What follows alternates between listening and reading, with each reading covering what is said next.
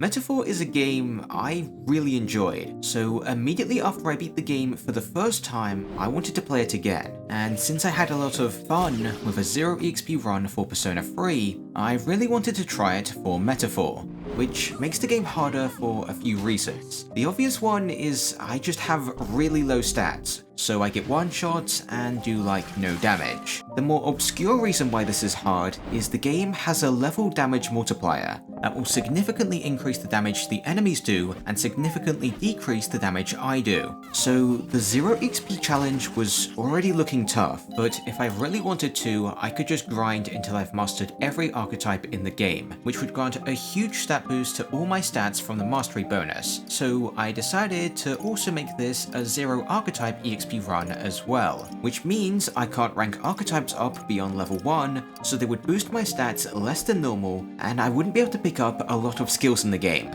Additionally, since I can't max out any archetypes, I'm going to be stuck with pretty much exclusively tier 1 archetypes for the entire game, since I don't meet the requirements for any of the stronger ones. For the difficulty, I've used a mod to allow me to start a fresh save on Regicide, which honestly isn't much harder than hard. So now you understand how fun this challenge is.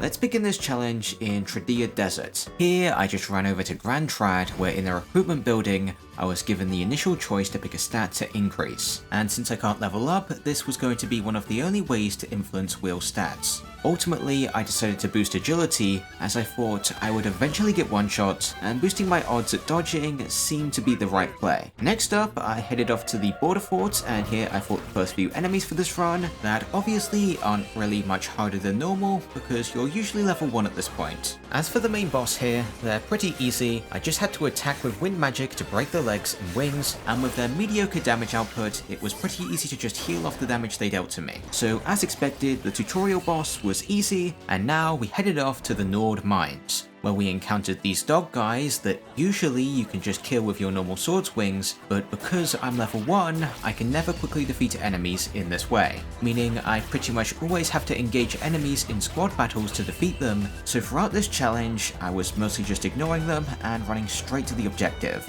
But in some cases, like with these moth enemies, I fought them to pick up the valuable items they drop, like this AoE heal item, Fairy Dust. Before I reached the mine, I had this encounter against these two soldiers. This fight starts with the game forcing Will to use wind magic and the auto-controlled Grius and Stroll to slash them with their swords. In response, the soldiers prepared to use fire magic that I had to guard to just barely survive. After this, we unlocked the back and front row, so I moved Will back for like the 20% damage reduction and healed. On the enemy's turn, the soldiers' slash attacks were no problem, and after I defeated the first one, the fight was pretty much free. So we reached the mine, evaded a couple soldiers, picked up an item, and encountered Klinger, starting a boss fight. At first here, I prioritized offense and defeated one of the mages on my first turn. The enemies then dealt mediocre damage with mage fire and boosted Klinger's defense. Because I didn't want to get one shot by Klinger's fire magic that could strike Will's weakness, I now decided to defend with him, and I now relied on Stroll and Grius for damage. After Grius shrugged off 2 enemy attacks, I defeated the second mage and could begin to fight Klinger, who only had one turn and uses fire magic, so as long as I defended with Will, I was good to slowly take him down. Just as he was about to die, he switched to using the AoE fire attack, Mage Flames, but that didn't really change anything, and I won. I now got sent to Academia, where I gave Grius the warrior archetype, and what's annoying about Regicide here is it actually doubles the Magla cost of archetypes, which is such an unnecessary change, and because of it, if I want to change any of my archetypes, I'll have to grind Magla. Right now, I didn't want to do that, so I just ran past all the enemies in the mine, picked up a few items, and swiftly reached the next mini-boss, who is actually pretty tough. I started the fight off by passing to use a slash attack with Stroll, then another with Grius, and by passing, I used another with Stroll. The boss then prepared for a big attack, so while I maintained a solid offense, I moved everyone to the back row to avoid the bonfire of vanities. I now knew the boss could use fire magic, so Stroll and Grius were mostly free to attack as they resisted fire, but Will was weak to fire, so he had to defend. Despite this, the boss still dealt tremendous damage with an AoE fire attack, so I sacrificed Will's turn to heal Stroll, but they just used another fire attack exploiting Will's weakness, then with the extra turn they killed Stroll and dropped Grius to very low HP. Fortunately, I knew they wouldn't attack on this turn, so I could safely heal Stroll with my singular revive item. Then I could restore more HP with some medicine while they missed their attacks. Now I could start attacking again with Grius while Stroll healed him up. The boss then buffed and used a weak fire attack on Stroll, so I just pretty much repeated what I did on the last turn. Unfortunately, I couldn't repeat this for long, as the boss kicked Stroll and he just died, but it still wasn't over yet. Grius was pretty tanky, and I knew the boss's attack pattern, as they buff for a big attack, then they use an attack that misses, next they buff and attack, then they use 2 random attacks, and after doing that again, the pattern repeats. So my plan was to place Grius in the back row when they were attacking, where he could defend or heal. Then on the 2 turns where they basically do nothing, I could attack. With this plan, I actually came close to winning this time. The only problem was I ran out of 100 HP heal items, and I couldn't really survive from there, and I lost. On my next try, I pretty much did the same thing, but I was a little luckier, and Stroll survived longer, so he contributed more damage across the fight. So I didn't need as many healing items to sustain Grius, and I actually won this time. With the Magla I gained from that fight, I could change Will to Mage, so I essentially had infinite MP now, so it was a good time to grind for some money and Magla. With my primary objective here being to have enough to switch Will to Warrior, and then have enough to switch to Healer when we reach Grand Trad. The enemies I decided to farm for the Magla were primarily these slime guys, as they had a chance to drop defense debuff items, which are really good, since I can't ever pick up Raccoonda in this run. Once I had enough Magla to switch Will to Warrior, I bought a few items, mainly revives and ice attacking ones, that are very good because I literally can't use ice magic. After this, I ventured forward,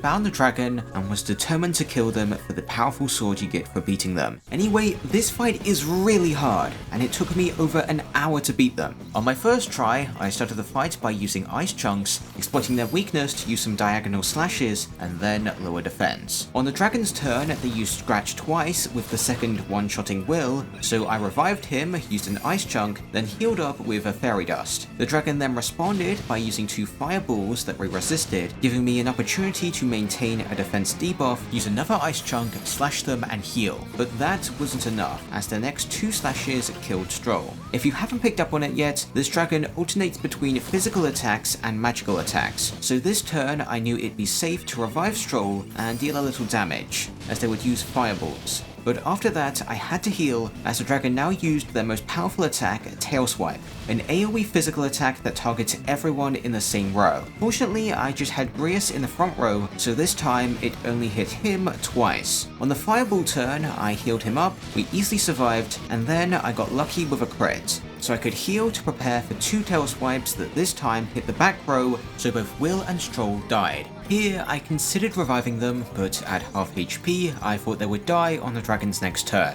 So I just attacked with Grius and hoped he alone would be enough to finish them off from here. With a dodge, then a crit, I thought I might actually stand a chance, but I didn't, as they crit me and I lost. After losing a few more times, I now actually got a decent run going, and I changed my plans slightly. As if you can remember, the dragon alternates between physical and fire attacks, with the physical attacks being more deadly as they can crit and we don't resist them. So I decided to defend on his physical attacking turns with Stroll and Will, which prevented the dragon from critting us on those turns, and even if they doubled up on one party member with those attacks, we had just enough defense to survive. Since they couldn't crit us or deal much damage on the fire attacking turns, there I could heal and prepare my team for the next turn, and while I did this, Grius could steadily deal damage. While this strategy was slow, it was effective, and the only problem now was I could run out of healing items. So if Stroll was especially healthy, I sometimes healed with him rather than defended to save Grius from having to do it, so he could attack to end the battle sooner. Near the end of the fight, I thought I could win on this turn, so I went all in on offense, but I didn't win and almost game overed. Here I had no choice but to revive Grius. Unfortunately, he dodged, then by passing the turn to him twice, we could end the battle with 2 diagonal slashes, rewarding me with a powerful sword for Warrior. So now we could leave the mine and arrive at Grand Trad, where we gained the healer archetype that I immediately changed Will into, and on the topic of academia, in this run I can't increase Moore's follower rank as I need to rank up archetypes to do that, which is particularly annoying as it means I can't gain new archetypes in the pause menu, and every time I want to gain new ones I actually have to go to Academia, so that was fun. With the gold I picked up from grinding, I bought some armor upgrades that I needed to win in the fight at the entrance of the Grand Cathedral. This fight is deceptively hard for this run, as immediately they're guaranteed to crit for big damage and Stroll is forced to become anxious. They then deal a small amount of damage to Will and boost their hit rate to 100%. On my turn, I just used Hummer to gain an extra action and hoped through anxiety Stroll could secure a kill. He didn't, but Will could with Hummer, then I healed so I would survive the enemy's turn, where they all targeted Stroll and didn't really deal much damage. With Hummer, Will now killed an additional skeleton, and with a high damage roll, Stroll defeated another. And now, the remaining two enemies were pretty easy to finish off, so I could enter inside the Grand Cathedral and eventually just leave and head for the catacombs for a fight against Undead Grius, where we gain Hulkenberg as an ally. And she pretty much trivializes this entire fight, as if you use Knight's Proclamation, Grius can only target her and deal like no damage. So Stroll and Will are free to attack, and as long as I healed Hulkenberg every couple turns, Grius couldn't kill anyone, so eventually I defeated him, and after some cutscenes, I've now beaten the tutorial. So now I could spend my time however I wanted. First things first, I completed some of the available quests, then I boosted Wisdom and cooked at night, so I could hand in this quest to allow me to reach level 2 Wisdom, unlocking Purification in the Cathedral to unlock the full potential of the sword I got from the dragon, and I also could now pick up the Brigitte quest that I immediately decided to do because I wanted to have the strongest equipment possible before I confronted Zorba. Inside the labyrinth, I easily evaded the goblin guys, picked up some useful equipment, deftly evaded the enemies again, and reached the end of this place, where I fought the boss, who is significantly stronger than I expected, as they one-shot Hulkenberg, who was like reasonably leveled, then they followed up by killing Will, and Stroll alone wasn't winning here, so I lost. Before I attempted the fight again, I reclassed Stroll to Knight, so he could use the Jump Thrust Synthesis skill, which has a convenient low MP cost, and is just really strong. But the problem here isn't my damage, it's survival, as their AoE attacks were immensely powerful, and they could follow up on this to deal even more damage. So next time, I had a new plan of defending with Will, attacking with Stroll, and moving Hulkenberg to the back row, and using the Protect Guard Synthesis on Stroll.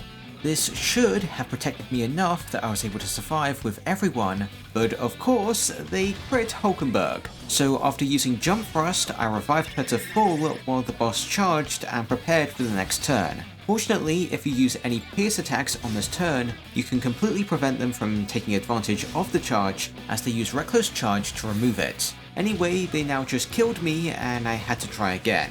Next time, I got pretty lucky on my first turn here, as they used a single target attack on Stroll, who's immune because of Protect Guard, so we ended their first turn without taking damage. So after I used Jump Thrust, I used Protect Guard again, and got lucky as it nullified their next attack. Since I now knew they would charge on this turn, it was safe to attack with Jump Thrust twice. Next turn, I used 2 Jump Thrusts again, but ended my turn with Knight's Proclamation to direct their attacks towards Hulkenberg, who could just barely survive a heavy rush. Now, I knew they could freely attack, so I used a Protect Guard on Stroll so he'd survive, but since Hulkenberg was injured, I had to pick between her life or Will's, and I chose Hulkenberg's. Stroll now tried to attack for the extra turn, but missed. Fortunately, the enemy just charged on this turn, so I could safely revive Will, but they killed Hulkenberg, and after I revived her, I didn't have Protect Guard on anyone, so I just got destroyed when they used Slam Shatter. After I died on a few more attempts, I realized I had a problem of running out of MP.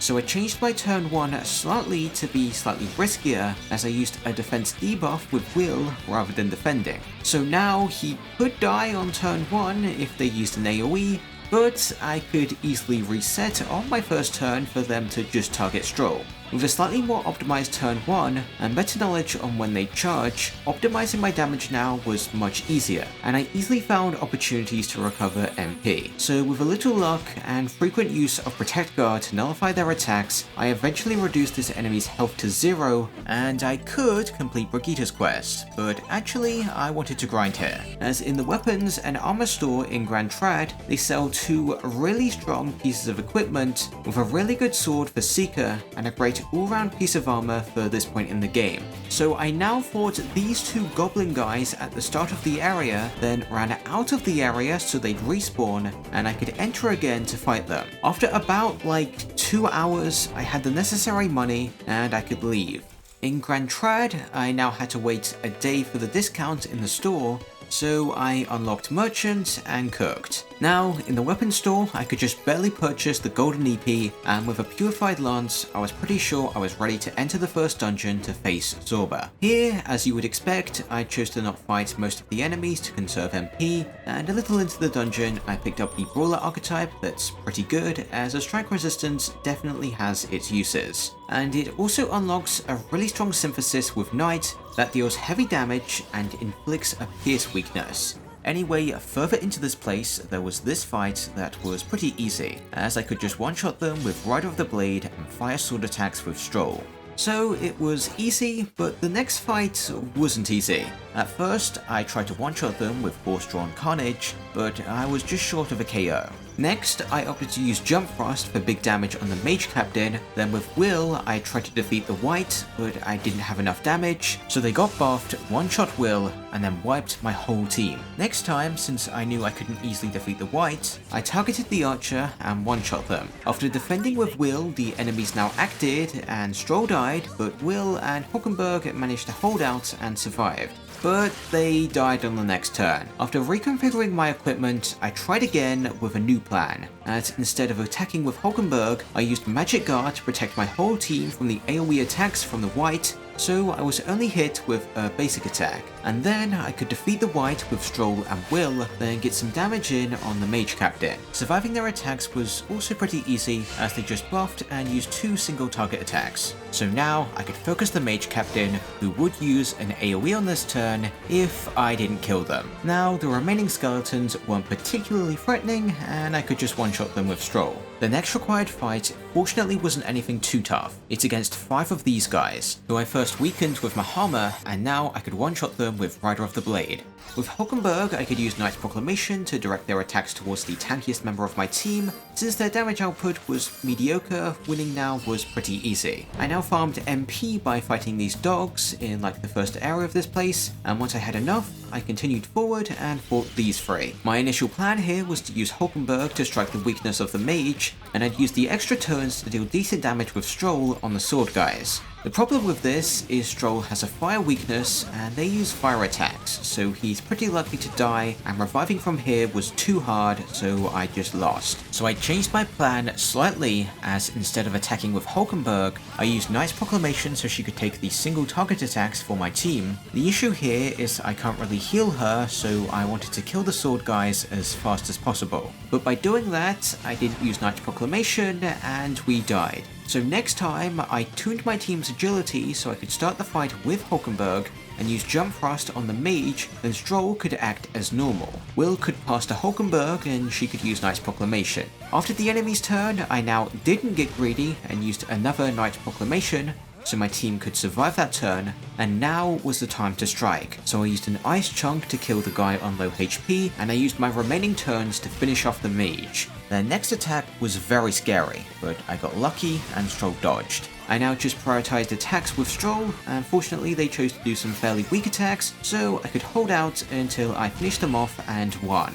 Now, there was nothing standing in my path, and I could head straight to Zorba. But first, I farmed some MP, and I also fought these red dog guys, as they have a chance to drop 150 AoE fire damage items that I expected would be pretty good for both Zorba and the human. Once I was good there, I tried a test attempt on Zorba. I didn't intend to win on this attempt, I just wanted to see how good my damage was, and from this attempt, I pretty much concluded that defeating the Corpse Thrall took too much effort, so I then fought to focus down Zorba, but my damage wasn't high enough for that, and I died. But just then, I remembered about Hammer of Justice, which is really good here since Zorba doesn't have a weakness. So I changed Will to Brawler and had Stroll and Hockenberg on Knight, so I could use Hammer of Justice to implant a Pierce weakness, and I could follow up on this by lowering defense on my first turn. On Zorba's turn, he wasn't much of a threat, as he usually just summons some Corpse Thrall that don't really deal that much damage. Now, on my next turn, I could use 2 Hammers of Justice for really impressive damage, and it looked like I could end the battle on just my 3rd turn. Survival was the only issue now, but after I survived, I noticed another problem, and that was, just as I was about to win, Will ran out of MP. So I couldn't secure the kill on Zorba with a Hammer of Justice, but maybe I didn't need that, I thought. Therefore, I used 2 flat damage items, hoping to win, but I fell just short and was swiftly destroyed by the Corpse Thrall's punches. On my next attempt, I missed and died, and on the attempt after that, Zorba decided he actually wanted to attack, resulting in my demise. Fortunately, my 5th try went much better as we survived the enemy's first 2 turns. Then I just restored Will's MP so Stroll and Hulkenberg could both use Hammer of Justice. That managed to finish off Zorba, but we wasn't done yet, as we now had the human fight immediately after this. Here I had Will on Brawler to use Perfect Punch for an extra turn, and I also had Hulkenberg on Seeker to use Horse-Drawn Carnage, which broke the shell. I used my remaining action to lower defense. Next turn, I got really lucky with a crit, then I followed up with a punch and ended my turn by healing. The human then regained their balance and prepared to attack on the next turn. I was pretty sure this would one-shot me, so I had to defend and lower attack, resulting in us just barely surviving. Now, we could target their hands, and our 150 AoE fire damage items were perfect for taking them out, while also giving us chip on the heart. On Hulkenberg's turn, it was easy to break the shell, then I lowered their defense, used another flat damage item, and next turn I could easily finish them off with a strike with Hulkenberg and another flat damage item. With the days saved, we could return to the inn, and I had a couple days to spend ranking up followers and boosting royal virtues. So I upped Hulkenberg as I really wanted to reach rank 3 with her, and I spent the night with Brigitte because I wanted some money. I also had a bounty to complete, so I journeyed off to the desert, where I had to, in squad battles, kill all the dogs to make the bounty boss appear. The battles against these guys were fairly unnoteworthy, but I did have Will on Brawler for its overworld passive, which makes it easier to stun higher level enemies. As for Man-Eater Manjula, I just inflicted them with a Pierce weakness, passed to Will and defended, and they responded to that with War Cry to lower our stats and Poison Needle for decent damage. With their new Pierce weakness, I could deal massive damage with Stroll, then attack with Hulkenberg. After defending and healing, they hit Hulkenberg's weakness and just killed me. Next time, I just decided to not attack with Stroll and aim to lower defense to boost Hulkenberg's damage. They pretty much did the same thing as last time, so we easily survived. Next, I expected an AoE fire attack, so I used Knight's Proclamation, which stopped them from doing that, so it was safe to attack twice with Hulkenberg. Once their mediocre assault ended, I could finish this battle with Hulkenberg and a big strong punch. I now left the desert and spent my remaining days in Grand Trad by increasing Stroll and Brigitte's follower ranks. Additionally, I cooked for some tolerance and also increased my imagination by talking to this guy. When the Sanctus announcement arrived, we picked up the Heisme bounty and headed off to Martira. Here we unlocked the Gauntlet Runner activities, and these are really good for this run, and I spent a majority of my time in here as increasing Will's HP is extremely valuable, as I really didn't want him to get one shot later on in the game. This was also very useful as we can pick up the best fishing bait by doing this, and I plan to fish a lot later, so I got great value from this. Also, in the Gauntlet Runner, if I head to the bathrooms on dates that end with a 5 or 0, I can increase Will's luck by 1 for free, which isn't that useful, but it is something. On the 3rd day of the trip to Martira, there was actually a boss fight against Godot. At first, I was just curious to see what happens if you attack Godot here, and all that happens is you just can't use the attack. Additionally, on this attempt, I survived a couple turns, and I actually found out that Godot actually starts attacking you if the fight lasts too long, which was sometimes an instant death if it happens because he does a lot of damage. So next time I switched to the double knight setup and prioritized going for jump thrusts on the mage, and because the mage was on low HP, the enemies would only attack once as they chose to heal. Now with a normal attack and Hammer of Justice, I defeated the mage, healed up and inflicted the spear monk with a Pierce weakness. Power Thrust fortunately didn't kill anyone, so I could now recover Will's MP and use 2 Hammers of Justice to almost kill the spear monk. And that was bad as now Godot would act, and thanks to Knight's Proclamation, he just healed, and then both the spearman and him attacked. So now I just had to use 2 Hammers of Justice to win and arrive at Martira. After a few cutscenes, I had 3 days to wait until I could head off to fight Heisme, so I decided to rank up Maria as I really wanted her cooking passive. Next, I journeyed off to a village while boosting my HP, and in this village I gained Neuros as a follower, unlocking the Gunner archetype that has a few really useful synthesis abilities for the next section of the game.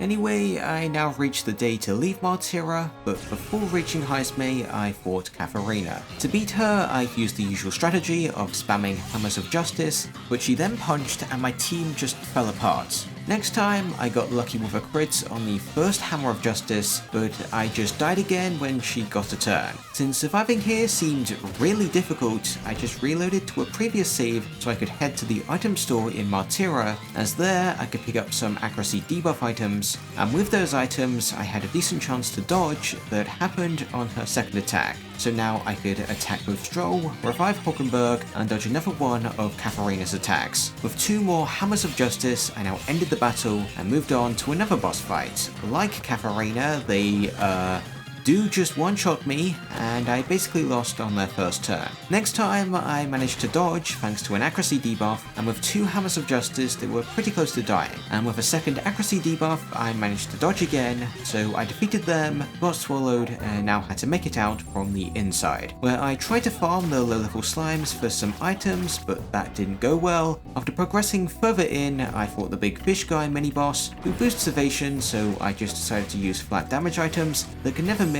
and then the fight was easy. At the end of this area was a mini-boss who was quite annoying. I started the fight off by implanting a pierce weakness and luring defense, and they responded by summoning 2 more enemies. Here I assumed taking the red guys out would take too much time, and I decided to focus down the worm, and I unfortunately prematurely ended my turn by attacking with an ice crystal. Then on the enemy's turn, their 3 attacks was enough to wipe my whole team and send me back to the start of the area. So I had to pick up all the items again and fight the fish guy to get another chance to beat them. On this try, I changed my plans, as on my first turn I aimed to fully debuff their accuracy, and on my second turn, instead of focusing the worm, I used AoE attack items which dealt just enough damage to defeat the red guys in a single turn. Fortunately, the worm doesn't resummon these guys, but they did one-shot me. Now I just struck their weakness and used the extra turns to revive Stroll and maintain the accuracy debuff. That helped out big time, as after they used energy drain, they missed their Fire Fang. And after I restored Will's MP, I could fire off 2 Hammers of Justice, and it looked like 2 more would secure me the win, assuming I didn't get one shot, which I didn't, so victory was mine. And now I could proceed into the Sandworm's lair, where we fought Heisme in this encounter where he literally just can't kill you, so I just attacked him until the encounter ended, and after some cutscenes we fought him again. His damage output here was pretty bad, so I just inflicted him with a pierce weakness, and I almost killed him with the next 2 Hammers of Justice. On his final chance to deal damage, he just missed, so the fight was pretty easy. Meaning now we could return to Martira and explore the underground castle, where we gain Heisme as an ally and encounter a few dogs. Overall, this fight wasn't really all that hard. I just focused on using Dark Swords with Heisme and Hammers of Justice with Stroll and Hulkenberg. The dog's damage output was underwhelming, so overall this was a relatively unnoteworthy fight. And after this, we had 12 days to explore the castle. I think now is a good time to explain my general game plan for how I will spend my time throughout this run. So I don't plan to max out all the followers in this run, as my time was better spent increasing my stats. The 4 follower ranks I did want to reach though were rank 3 with Hulkenberg for the Mage Knight's Mask, rank 4 Barden for the amazing defensive passive, rank 7 Maria to gain more Sublime Spoonfuls at the end of the game, and finally rank 7 Alonso so I could pick up some of the best accessories in the game. To reach these ranks I needed 5 Courage, 4 Tolerance, 3 Wisdom, and 2 Imagination. So I also needed to spend some time improving those stats, with Imagination being the priority now to start Alonso's quest. And I did this on the way to the Imp's Lair for the Gorborn King bounty quest. This is actually a deceptively difficult quest, and it's not even because of the boss fight. The problem is defeating enough of the hexes to make them appear, and those aren't really that difficult to beat because Heisme is pretty strong at this point in the game. So the problem is I don't outlevel the goblins, so if I try to attack the hexes, they'll just ambush me and I'll die. It's surprisingly difficult to dodge the smallest Gorborns here, as they have really good tracking, and even if I rolled in time to dodge, another just frame trapped me, so I had to try various strategies to engage the hexer. At first, I considered just killing the smaller enemies, but that doesn't really work as they respawn fairly quickly, so I then tried to be very careful and bait them away, but that also baited the other enemies in, so it didn't really work. Next, I just tried to use the brawler's increased stun damage to stun them while I dodged the other enemies the best I could. Ultimately, I determined that this wouldn't work, and the winning strategy here was to just individually bait the hexes away from the other enemies, where they were easy to stun, and like before, the battle when they were stunned was easy. The other hexes weren't nearly as hard as this one, so I now fought the main boss here, who wasn't particularly difficult, as I just wiped out 3 enemies on my first action with Wild Barrage, and with Knight's Proclamation, I stopped the hexer from using magic. With Mania Bullet, I now set up for the next turn and survived the enemy's turn with the help of Knight's Proclamation again. With 1 Mania Bullet, some basic attacks, a Sleep Shot, and a Gold attack, I defeated all of them and returned to Martyra, and immediately left to do another bounty against these worm guys. Initially, I tried to just use single target attacks to take them out as fast as possible, but doing that just caused me to die a couple times. But by doing this, I identified that the worm to the right always attacks first, which means I could lower their accuracy by 3 stages for a substantial chance to dodge their attacks, which were usually an AoE sandstorm. So as long as I got 1 dodge, the other undebuffed one couldn't even attack. And because the one that attacked didn't one-shot me, by just keeping my team sustained with AoE heal items, it wasn't that hard to win with continuous gold attacks with Heismay. After that, I took a trip back to Grand Trad to clear out the new boss in the Mausoleum, who obviously kills me, as you would expect, so I realized I needed to deal big damage, so I just used a lot of AoE damage items and secured 3 kills on the skeletons and heavily damaged the boss, who just used Curse Chant, so after I killed Heismay, I could use Gold Attack, then Hammer, and ended my turn with Knight's Proclamation to easily take the Mudun. Then 1 final Gold Attack unalived the boss. Next, because I have 2 Imagination, now I could start Alonso's quest, so I rode south to complete it, and encountered Goddard, who I first attacked with 2 Mania Bullets, while I defended with Will and used Knight's Proclamation to do nothing as he just debuffed me twice. But because of those debuffs, I wasn't confident to attack with Heismay here, and I just stacked up avoid debuffs to even the playing field, so it was safe to strike with another Mania Bullet. However, he now actually attacked and killed Stroll. With low MP on Will, I couldn't end the fight from here, so I just used Knight's Proclamation and sacrificed Hulkenberg. I now tried to just win with 2 Sleep Shots, but it wasn't enough, and Will died. Since my debuffs had worn off, I now missed the killing blow, but Heismay shrugged off his attack and I managed to win. Before I reached the tomb, I got ambushed by this guy, who I just had to run away from to get past. Inside the tomb, I ran past all the enemies and came to a shocking realization once I reached the end, and that is I actually came here when the weather is bad. So I considered reloading my save and trying again later, but I kinda just didn't have the time to do that. So I had to beat this guy when he's significantly more difficult. And they were already pretty annoying with their frequent sleeps, which I didn't have the items to cure, so they were critting me often for lethal damage. And my accuracy debuffs were less effective. On my first couple tries on this fight, Stroll was getting one-shots and I was losing, so I had to change him from Gunner to Brawler. Okay, so on my winning attempt, I opened the fight with Gold Attack, my main source of damage here, then I lowered their accuracy, buffed my evasion, and attacked again. I ended up getting lucky on their turn as they used a weak basic attack, so I could maintain my debuffs, use Knight's Proclamation, and deal a little more damage. By virtue of my debuffs, most of my team dodged their AoE, so with confidence I could preserve my evasion buff, do a little healing, and knock them just below 50% of their max HP. After a swift dodge, I could keep going and start to use flat damage items to end the fight quickly. So I only had to survive this punishing blow to have the actions to dispatch them, pick up the ring, and unlock the Faker Archetype, which doesn't have any debuff skills apart from like Debilitate that costs 3 actions to use, so it wasn't really that good. Anyway, since I've done pretty much all of the optional content available at this point, I now have the strongest equipment possible, so now I was prepared to traverse the underground castle. The first noteworthy encounter here was obviously against the main boss, but they're black. This fight is optional, and the rewards for winning aren't very useful, but I still gave it a try, and it wasn't that interesting. They always used the same attacks on every turn, and the only way I could survive their AoE was to lower both their attack and accuracy with Debilitate. Unfortunately, this plan isn't consistent, as they always try to daze you on their third action, and if the wrong target was dazed, I would be unable to use another Debilitate, so their attack could return to normal and I'd just lose. Because this fight is optional and pretty much just pure RNG, I skipped it and now just ran to the trap hole, where there was a surprisingly interesting section, as normally you could just kill these wolves with normal attacks, but I can't do that because of my level. And because Will is very weak, fighting them without stunning them was a death wish. So I had to stun them to get an advantage, which was pretty hard because there's 3 of them and I was locked into a pretty small space. Additionally, the dog's attacks are reasonably challenging to avoid, so I tried to keep my distance and use attacks with the Faker to lower their stun gauge, then I ran away and continued to do this until I stunned them.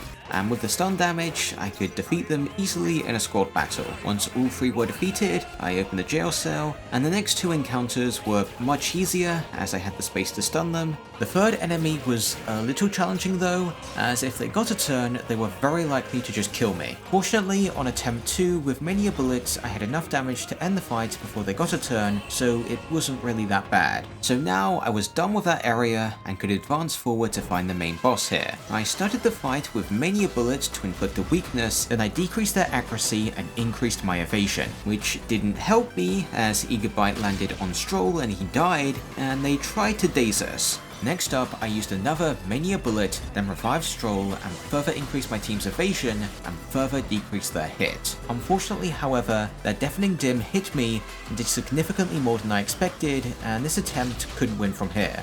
I now changed my team composition to allow the use of Debilitate, as I needed some way to lower attack. For attempt 2, I initially prioritized my survival over damage, and didn't use many bullets, and instead opted to fully lower their accuracy. And luckily, on their turn, they didn't even go for any attacks, so I could start lowering their attack with Debilitate. Again, they just tried to daze me twice, and this time those dazes made it impossible to use Debilitate, so I had to cure the dazes and settle with using my only attack debuff item. They now gathered power for a jumping attack, and I chose to use another Debilitate here to fully lower their attack, and that allowed everyone but Stroll to survive a jumping playtime. Fortunately, they followed up by dazing, so we managed to stay alive, and now we could target the eyes, so after I revived Stroll, I used Wild Barrage to deal high damage to all enemy targets. They now just killed Stroll again, but next turn I blinded both eyes, so I should have had a much higher chance to dodge, but they still killed Stroll again. Since I knew next turn they would charge for an attack, I now inflicted them with a Pierce weakness, then followed up next turn by using that weakness to deal huge damage. And by dodging their tackle, I had a good moment to strike again. The baby now regenerated the eyes, so I just used some AoE attacks to blind the right eye, but that didn't matter because Joanna restored their HP and they one-shot Stroll. After reviving him, I attacked again with Wild Barrage, which led into their turn where they charged up. Fortunately, I could blind the eyes to easily dodge their tackle. From here on out, the fight was pretty much solved. I just had to maintain an evasion debuff and spam them with many bullets when the eyes were blinded, and AoE wild barrages when they weren't. Within like 3 turns, I managed to defeat them, and we were done with the underground castle. In my remaining days in Martyra, I could gain Barden as a follower and start ranking him up. The Commander Archetype is very good in this run, it's got some good synthesis skills, but it's pretty expensive on Magla to unlock. After like 5 unnoteworthy days, we now left Martyra and headed off to Browhaven, and on this journey we unlocked the Bath, so I could increase Will's agility a little, which was nice. Before we reached Browhaven, we encountered Katharina again and had to fight her, where at first I did the usual of inflict her with a Pierce weakness and debuff, allowing us to dodge her AoE so she only acted once, and I could deal even more damage and heal off her last attack. But that was not enough, and she just killed 3 party members, and the attempt was a lost cause. Next time, she really didn't like Hulkenberg for some reason, but I just revived her, got a dodge, and since no one else was threatened, Heisme was free to defeat her with a couple Mania bullets. Now we had a clear path to Browhaven, and in the item store there, we could now purchase attack debuff items, which are really good and pretty cheap too. After skipping through the million cutscenes in Browhaven, I journeyed north to pick up equipment upgrades to make infiltrating Luis's Gauntlet Runner easier. On this journey, I found this village that sold endurance increasing bath salts, which was really useful, and I prioritized using those at night. The first stop of our journey was the Tomb of Lament, and this area, and to be honest, the entire Browhaven part of this challenge, is really frustratingly difficult. Most bosses in this section took at least an hour to beat, and this first one was no exception.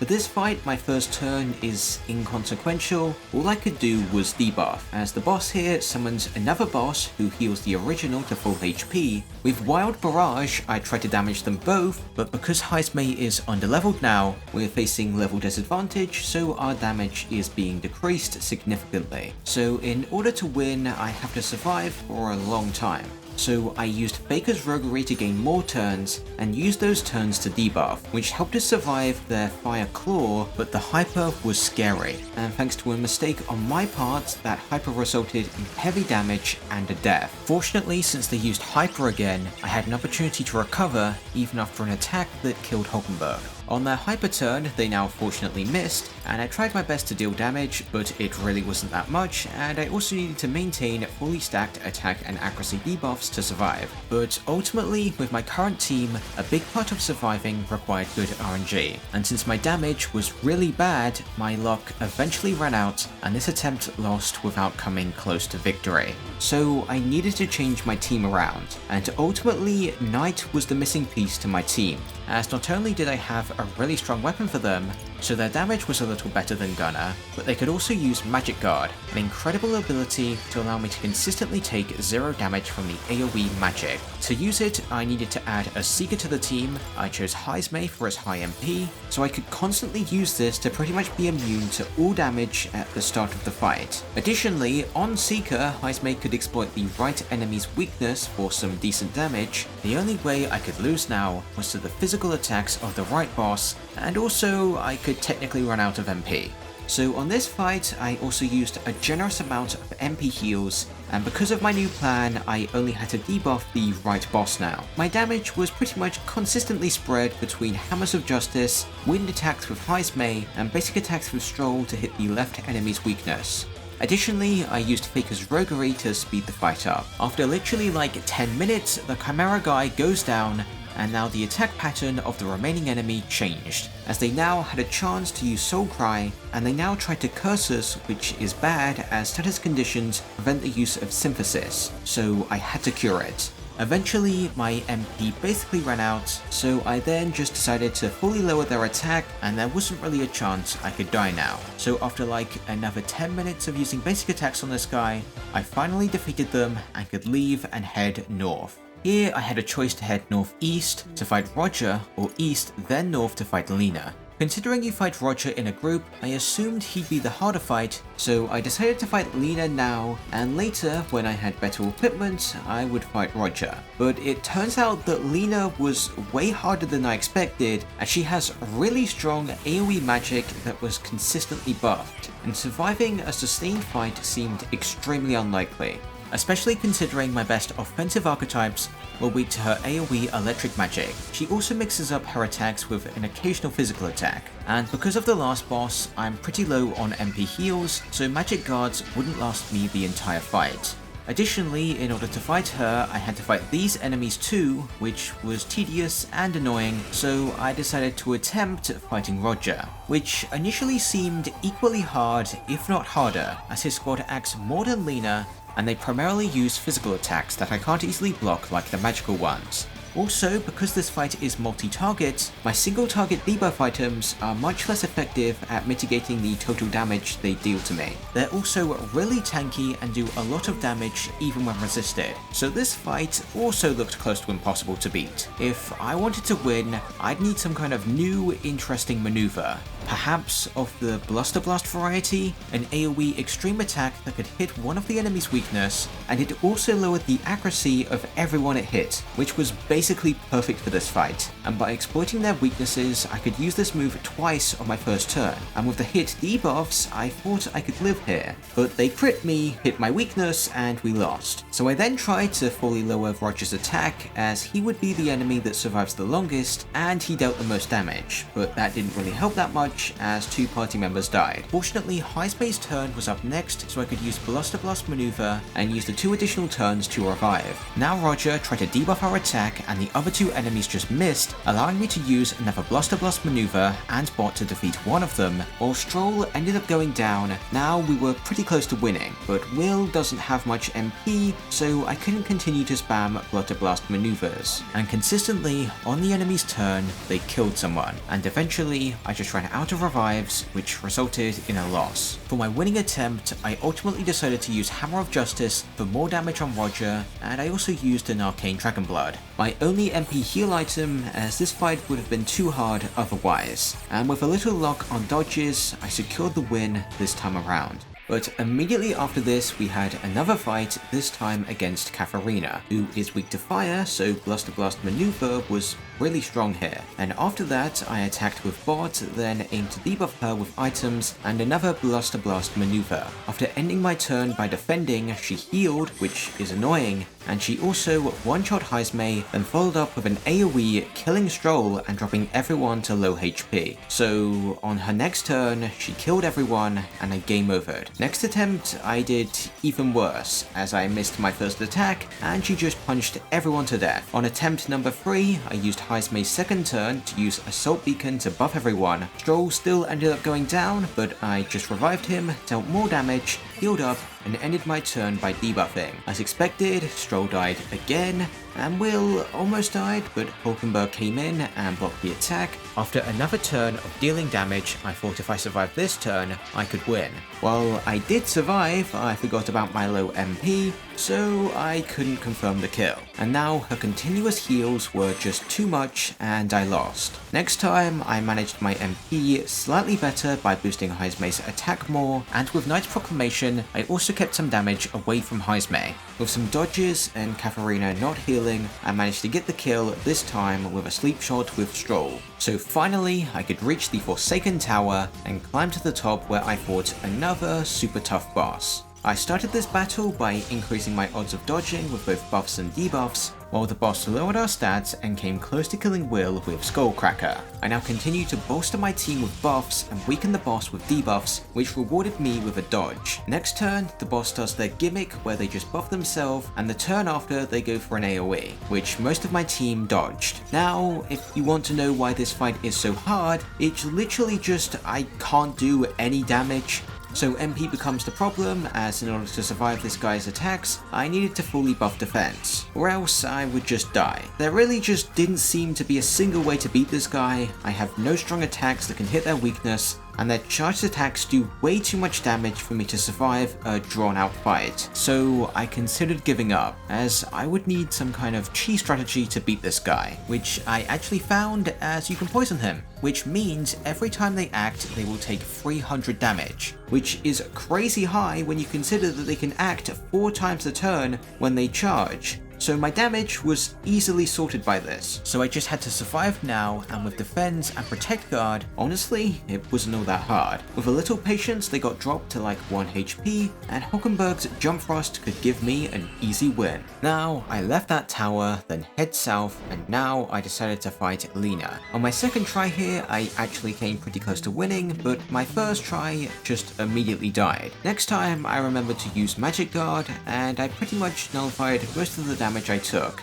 and I primarily used Hammers of Justice for damage. The Magic Guards wouldn't work forever, as Will quickly ran out of MP, but I was also pretty close to killing her here. Unfortunately, 2 party members here died to her powered up Mage Plasma. The changes I made to beat it was I just got lucky on my first turn as she used a physical attack, so I could be safe with Magic Guard for an additional turn. Additionally, some defense debuffs with Jump Frost helped me conserve a little MP, so it wasn't that hard to win now. I now arrived at Gracia Forest, and here I had 2 objectives: farm Macla pills from these guys and beat the boss, who initially seemed pretty easy, as they had an innate weakness to pierce, so Jump Thrusts were putting in work, their wind attacks were resisted by Will, and their strike attacks were resisted by Stroll. They honestly weren't really that deadly, as long as Will and Stroll were defending. The main problem I had here was I don't have many revival items, so if a key party member died, it was very hard to recover from that. And this problem is harder to avoid than it seems because of Peck of Death that instantly kills. So across the next hour, I pretty much attempted this boss and prayed the Peck of Death targeted Will, as even with him gone, I could maintain a solid offense. But now I actually had some trouble surviving their other attacks, and I kept missing just as I was about to kill them too. I ultimately decided to swap in Magic Guard to protect against their wind AoEs and this lightning attack, and by opting to deal heavy damage with an occasional Hammer of Justice, I could also end the fight slightly sooner, so even after Peck of Death killed Heismay, my best damage dealer,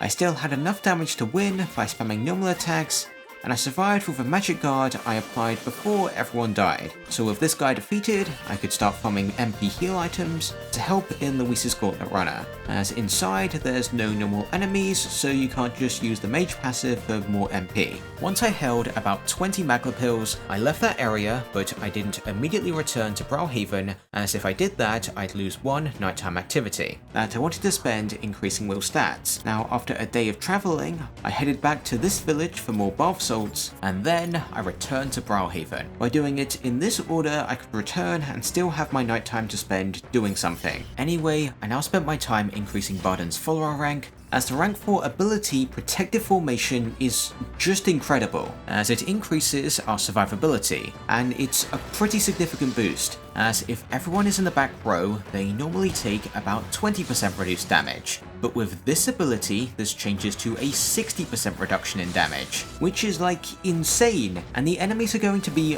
much more manageable now. Before I made use out of this, I spent time to boost my wisdom and tolerance so I could get started on ranking up Alonso. My in-between time here was just spent boosting stats, and on the day just before the soiree, I decided to enter Luis's Gauntlet Runner. The first obstacle in here was Zom, and this fight, like most fights in here, is pretty tough, primarily because I have to win in 3 turns, and they also just hit really hard. On attempt 1, I aimed to use Hammers of Justice for most of my damage, and I ended my turn by poisoning him for additional chip. Unfortunately, he decided to kill Hulkenberg, Stroll, and Will here. From here, I couldn't use synthesis skills, and reviving everyone would take too long, so I timed out and game overed. After I game overed again, Will died to Zom's first attack, but with a dodge with Heismay, I had a decent opportunity to deal damage, revive Will, deal even more damage, and paralyze him to skip his first action. Sadly, his second action killed Will, but with a Hammer of Justice, a Thunderstone, a Jump Thrust, and finally a regular attack, I defeated him just in time and could proceed onwards, where there was a choice where I could fight a guy who attacks and would probably kill me, or I could fight a guy who literally just doesn't attack. So the choice was obvious, as this guy only uses Mage Wall to repel physical attacks. During this fight, I realized that I only have one Matter Break Hammer, so yeah, I could deal a lot of damage on my first turn, but on my second turn, I couldn't do nearly as much. But I came prepared for this with Gold Attack on my main damage dealers. Sadly, without any crits, I didn't have the damage to win, especially considering I missed on my final action. Next time, I boosted crit on my first turn, and also succeeded with Faker's Roguery, granting 2 additional actions so I could use another Jump Thrust on turn 1 to fully lower defense. So now, I didn't even need good luck to kill them in time with gold attacks. Before I engaged the final boss here, I decided to pick up the items in the other room, and realized that if you do this, you just can't leave the room and you have to face the boss, which I didn't want to do, so I reloaded a save and headed forward to fight the final 2 bosses. This fight is really annoying because there's a slow cutscene just before it, and they act first in the fight, and if I got unlucky here, I either died or I wasn't in a position to deal enough damage to win. So I pretty much just reset until I got a run going where everyone survived their first turn. My plan now to deal damage was pretty simple.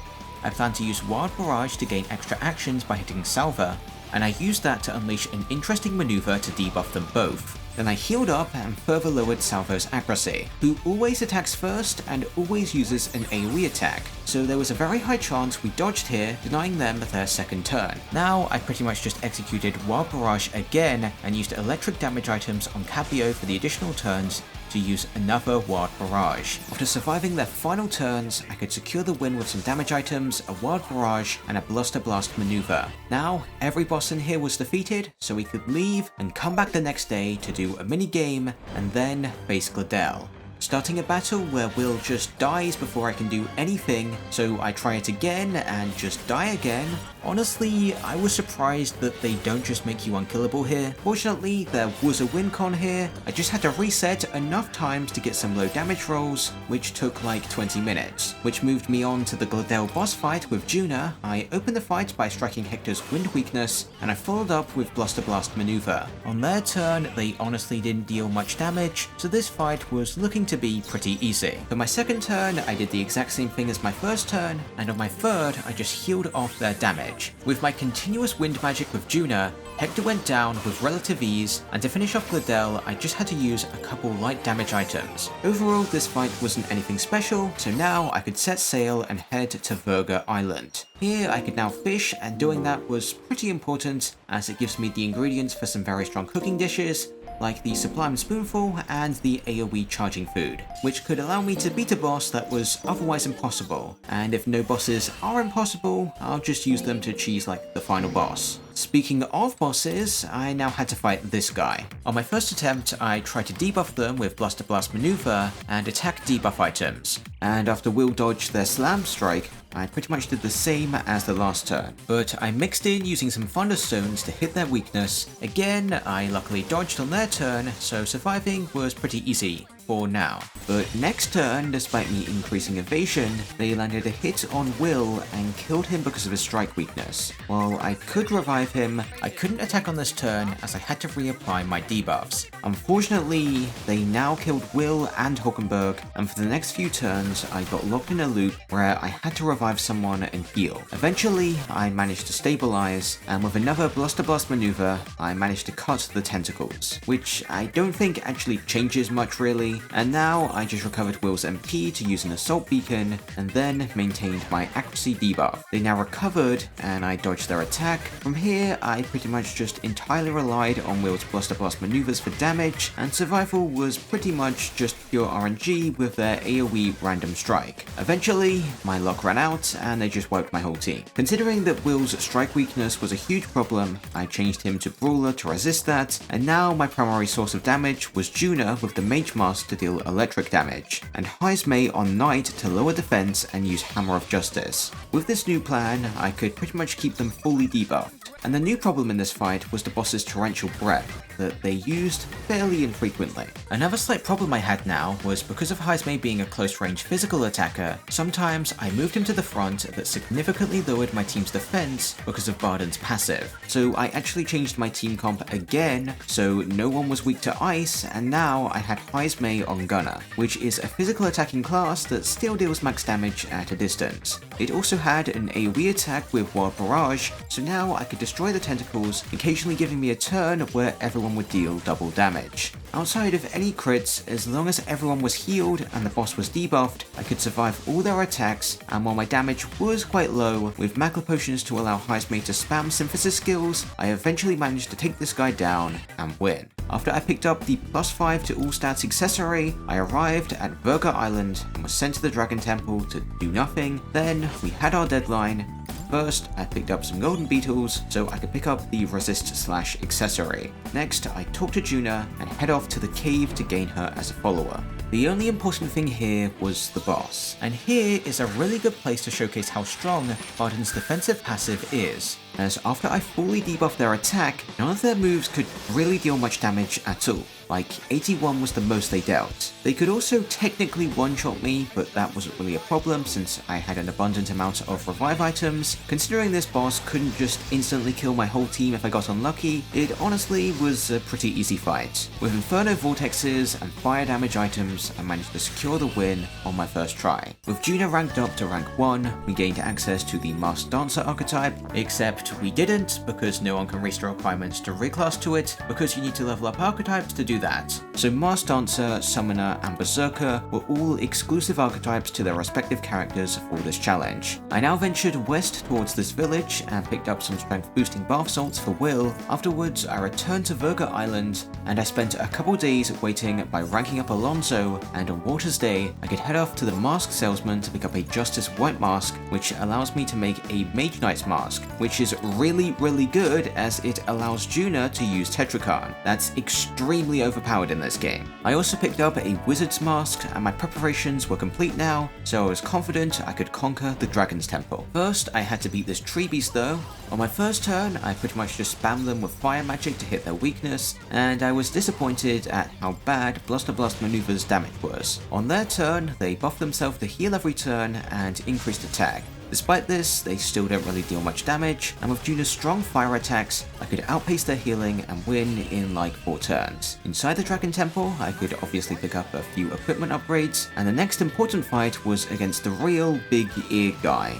I generally expected this guy to be challenging, but apparently he just doesn't do any damage. I honestly thought I would have to use Tetrakarn to win here, but it wasn't even necessary. My damage was pretty bad though, primarily because I had Juna on the Mage Knight's mask rather than the Wizard's mask, so she couldn't hit their weakness, and I just had to use Inferno Vortexes, damage items, and regular attacks with Hulkenberg to win. The next major boss here was the Big Dragon and the Human. For this fight, we gained Yufa, who is very strong since she is normal level, so I supported her with Assault Beacon, and she dealt very impressive damage. As for them, their Megiddo wasn't particularly strong, and then they cleansed their debuffs. For turn 2, I used some more Summon Eagle Lions with Yufa, then Juna executed an Inferno Vortex, Will then followed up with a Pinwheel, granting enough turns that Heismay could grant us more buffs. Unfortunately, those buffs were effectively negated with a Roar, but even without them, we didn't take much damage. Next, with some more attacks, they decided to use Plundering Life to restore HP. Then they did very little with Poison Claw. After I used some more wind magic,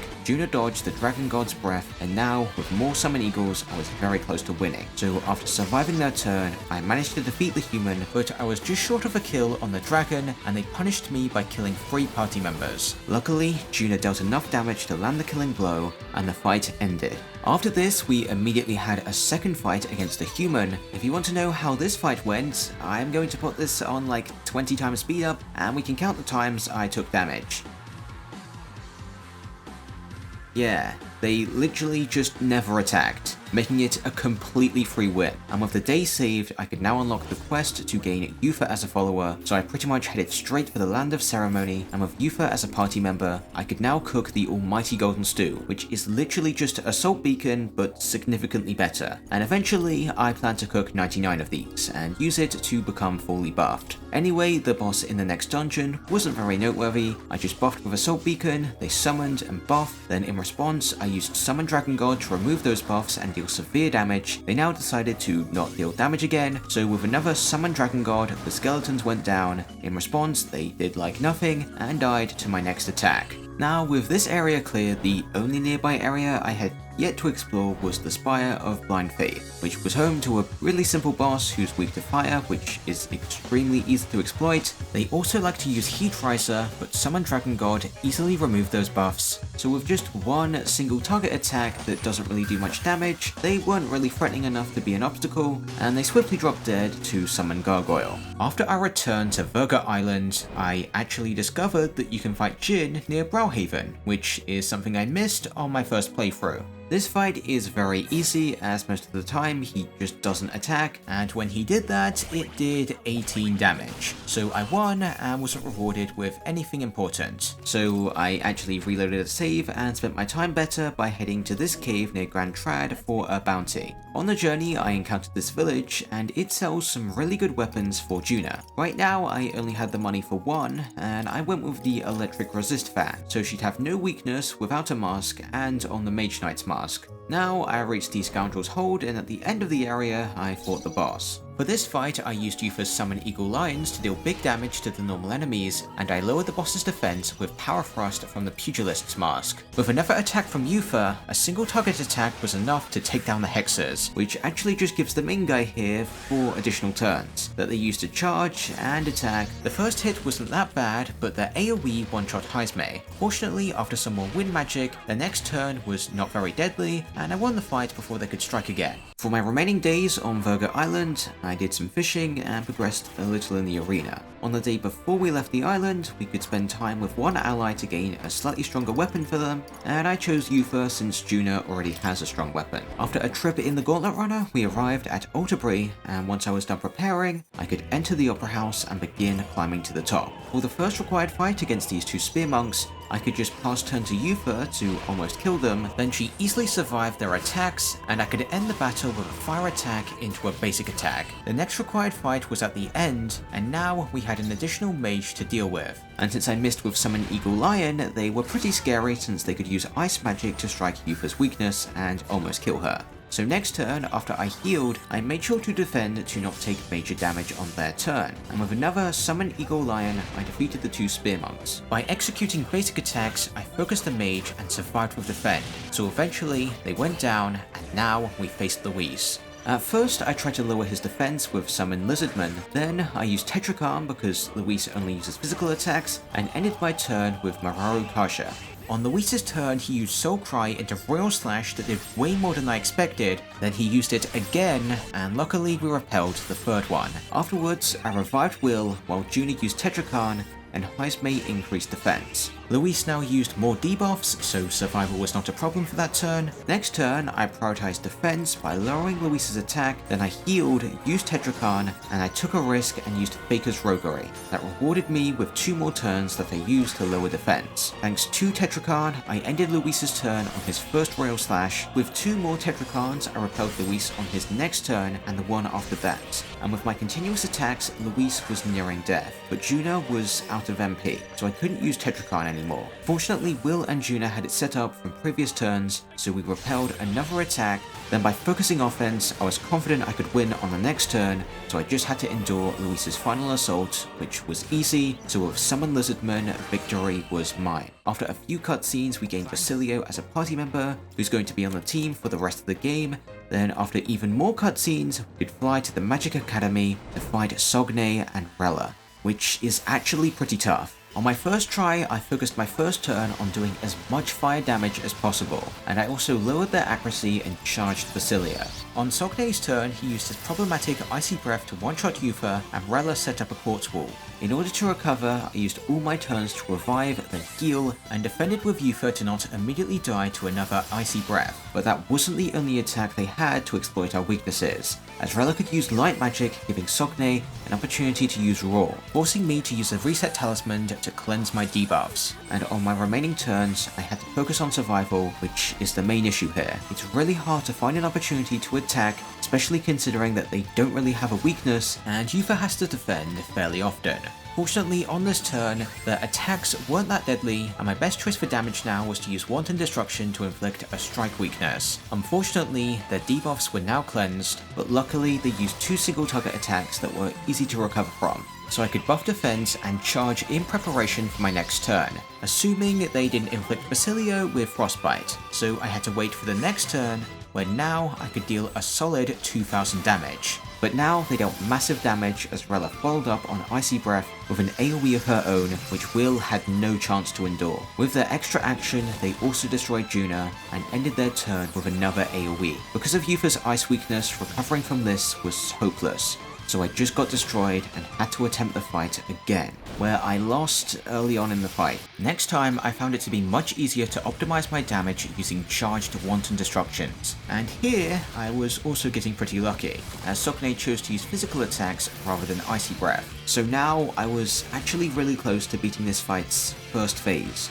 Unfortunately, Rella said, "You die," and Will and Juna died. We also got debuffed and they removed their debuffs. I decided my best bet here was to revive everyone, and we then got debuffed even more. They killed Will and almost killed everyone else. Luckily, with 3 actions, I could revive, heal, and remove my debuffs, but after using an attack buff, They continued to apply pressure with icy breaths, so I tried to revive everyone, but they now just decided to use continuous AoE attacks, and my team just fell apart and died one by one, forcing another reset. My next attempt went pretty similarly to the last one, but I used Tetrakarn here more, as it could help a lot if the boss used Tail Swipe, which they did, giving me a good turn to use Wanton Destruction and move on to the second phase of the fight, which is much easier than the first, primarily because they have an easy to exploit weakness to fire and they act one less time. Their only new move is a 2-rank attack buff that isn't really significant, so I could slowly chip them down with fire magic and easily endure their assault, especially thanks to Tetrakarn. However, there was still one of my party members that could still die, with Will, who could get one shot because of his weakness. Because I got overconfident here, I didn't Tetrakarn him up, and the boss's damage continued to pile up, and I got overwhelmed, and I actually died here just as I was about to win. Next time, I slightly optimized my turn 1 by literally just resetting until Sogne used a physical attack on turn 1, so I could repel it back, which would skip Rella's turn where she used Quartz Wall, which would allow me to continuously exploit Sogne's fire weakness, and the fight would only really begin when they were at like 50% of their max HP, making it significantly easier to finish the first phase off. For phase 2, I just made sure to keep Tetrakarning Will, which would deny Sogne any additional turns. Despite doing this, Will still just died to his ice attacks, and I decided to just keep him dead as he was more of a liability for this phase. With him dead, it was now a simple fight. I just had to heal when I was injured, maintain accuracy debuffs, defend with Yufa, and use fire attacks to eventually finish them off. After this, we had 10 days to prepare for a rematch against Luis. I first ran over to this stall, as every day here I could pick up an item that restores 100 MP to the whole party. Then I picked up the available requests and headed south to fight Loveless. Thanks to Tetrakarn to repel his attacks, this fight wasn't too difficult. I just had to keep his attack down with Summon Eagle Lion, and Wanton Destruction gave me the damage I needed to win. In the nearby village, I picked up an item to complete a quest that gave me 4 consideration, so I could head back to Grand Trad to reach level 7 with Maria, giving me the really strong double cooking ability. So now I was happy to cook with my more rarer ingredients to pick up meals like Enchanted Pottage and the very good Amber Stew that full party charges. When I was done cooking, I arrived at the Everfrost Forest. Here, I planned to fight the bounty boss, and in order to do that, I had to defeat a couple worms. The fights themselves weren't anything special, but in order to stun them, I had to be pretty careful. Once 3 were taken down, the boss appeared and a fight begun. For my first turn, I abused their magic weaknesses for offense, and for defense, I set up Tetrakarn and boosted defense, while they just buffed. Because this made one of them null magic,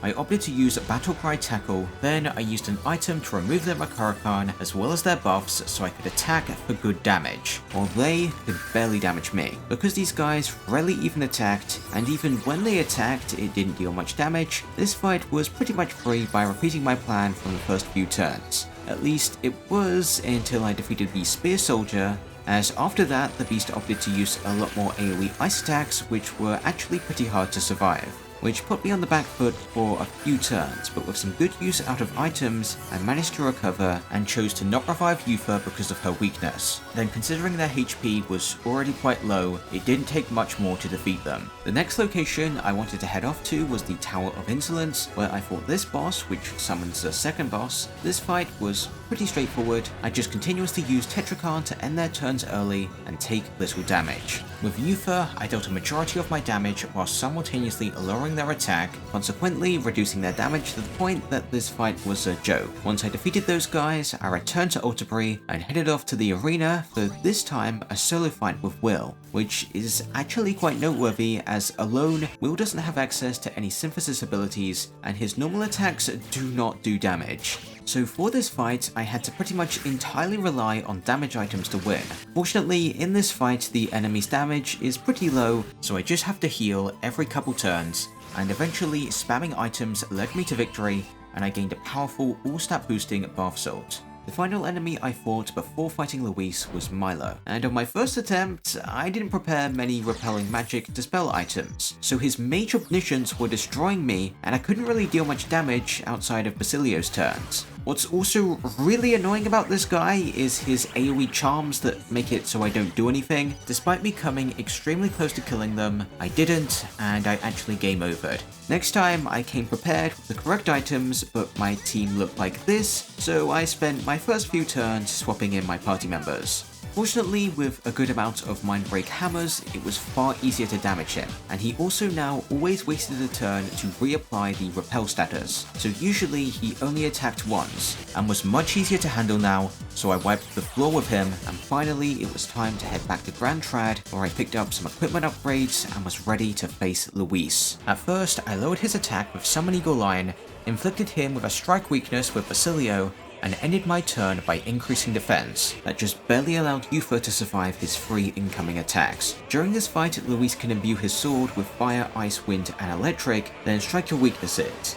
And Yufa is the only party member I have with one of those weaknesses, so he'd be guaranteed to attack her when he switches to ice, so I could use Makara Khan to both protect her and end Luis's turn early. Then I ended turn after I lowered his attack more, charged with Basilio, and healed. His attacks now didn't really do much, so now I could fully lower his attack, then deal massive damage with Basilio. After a few actions of recovery, I moved Basilio back and charged. Luis now switched his sword to ice, and it was repelled by Makara Khan. Unfortunately, Basilio now missed a big attack, but that didn't really matter because Luis didn't do damage again. So I now prepare to deal big damage with Basilio on the next turn, while Luis did do damage, but it wasn't that much, and could just be healed, and then I dealt massive damage with Wanton Destruction, placing Luis below 50% of his max HP, so he now used Soul Screen, which didn't change anything because Makara Khan just ended his turn. Luis was now pretty close to death, so after charging with Basilio, I only had to survive one more turn to win, which was actually a little harder than before, as he removed the ice effect from his sword. Fortunately, my team had buff defense, and his attack was fully debuffed, so he didn't really do that much damage, and the fight ended after a Wanton Destruction.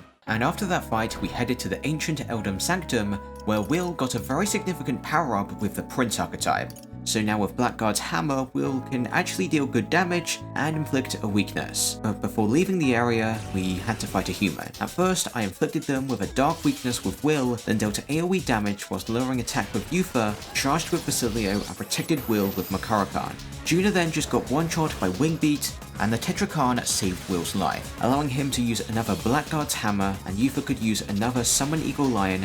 Basilio could then revive Juna, who protected Will, then I ended turn by healing. Because they ate an apple with one action, we didn't take much damage from their Wing Beat, and I dealt significant damage with Wanton Destruction and broke the wings with Yufa. They now recovered their apples and didn't do much damage. Then with Gallica, I destroyed the apples, and with the powerful attacks from both Will and Basilio, I was very close to defeating them. So with a Spin Slash partially repelled, I could fire off attack into attack, and I hope to secure the win here. Unfortunately, I came just short. So they used Soul Screen, regenerated their different parts, healed 1000 HP, and killed Will. Here, I went for the safe play of reviving Will, healing, but that didn't actually matter, as with 3 attacks, Basilio secured the kill here, and we won. After we now returned to Grand Trad, we now had 30 days to finish any preparations before we fought the final boss. During this part of the game, I could freely buy debilitate items from this guy, and I can also purchase various bugs from the item store in Grand Trad, so I could gain an infinite amount of Almighty Golden Stew for basically infinite full party heat risers. Now, I could also cook Sublime Spoonfuls, and I plan to cook a lot of those one at a time to gain good value out of Maria's double cooking passive. Anyway, I now decided to complete the various available bounties for the additional golden beetles and the strong equipment in the chests in those areas. For the boss in the Manor of the Ascendant, I inflicted a dark weakness and debilitated them twice, while they used 2 AoE attacks to kill 2 party members. I couldn't actually recover from this, and I just died. Next time, Gallica's Victory Foresight activated,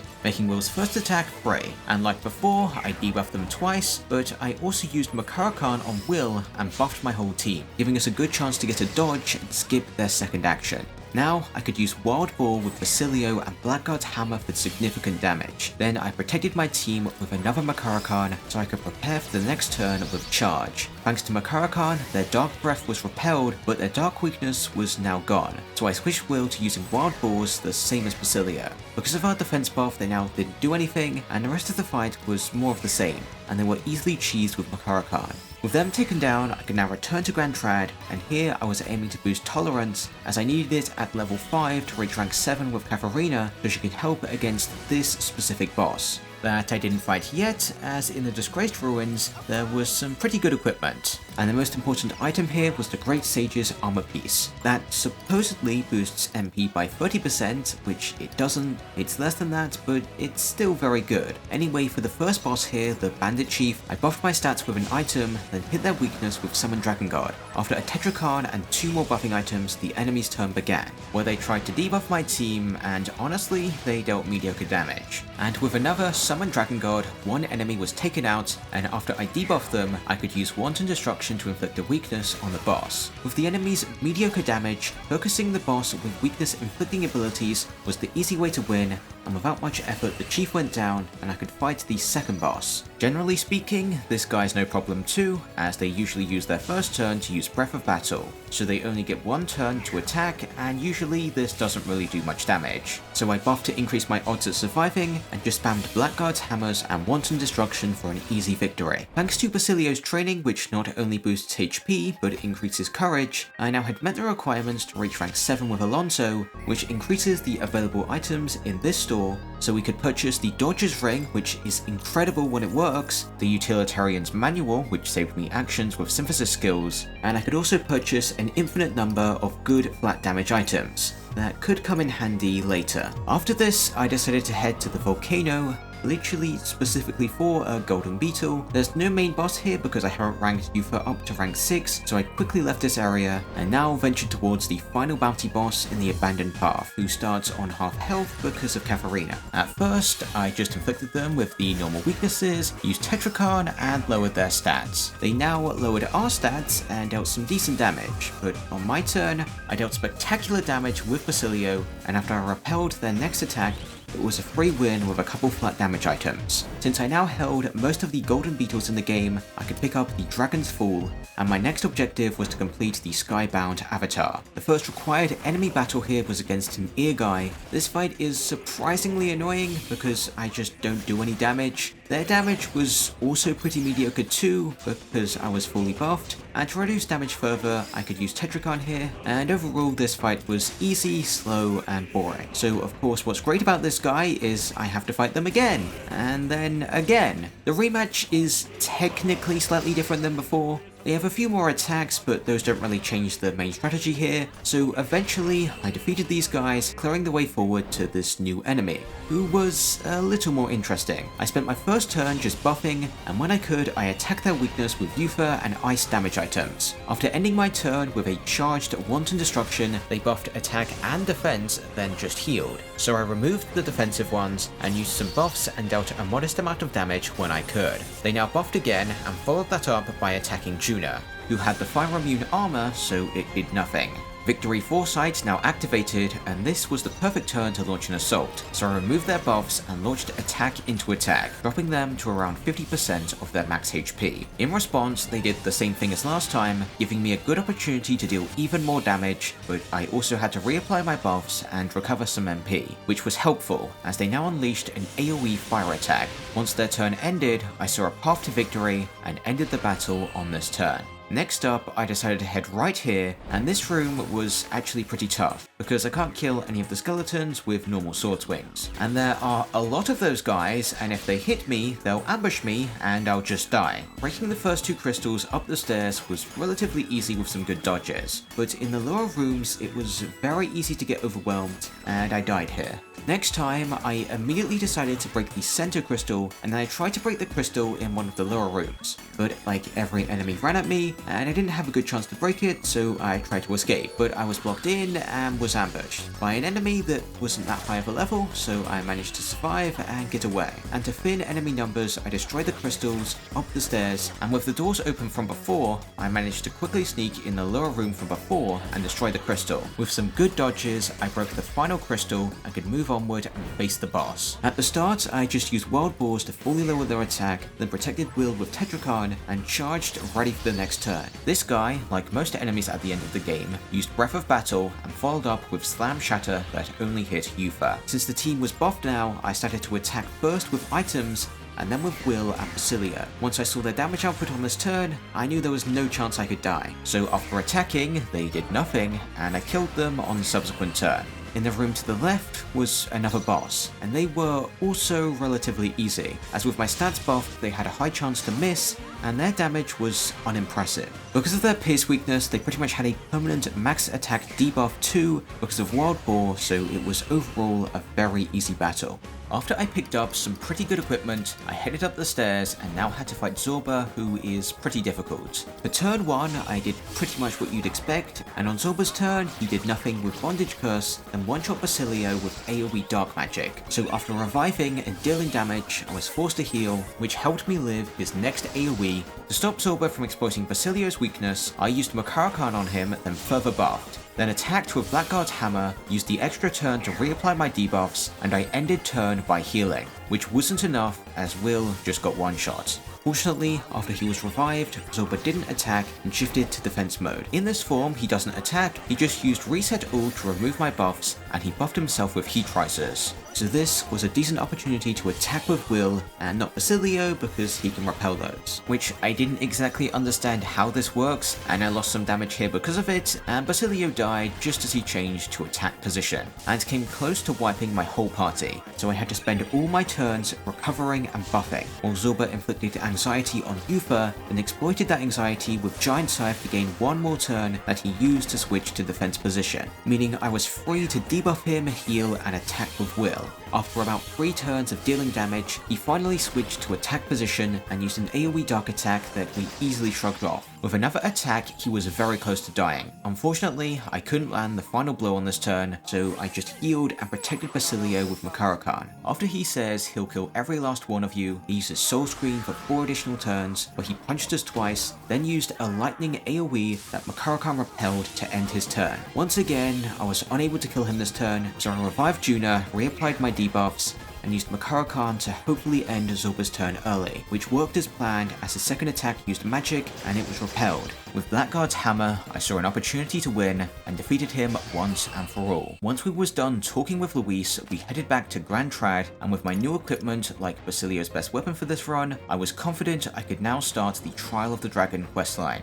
On my way to the first dragon, I cooked 50 100 MP restoring items, and once I made it to the top of the tower, I fought the Devourer of Stars.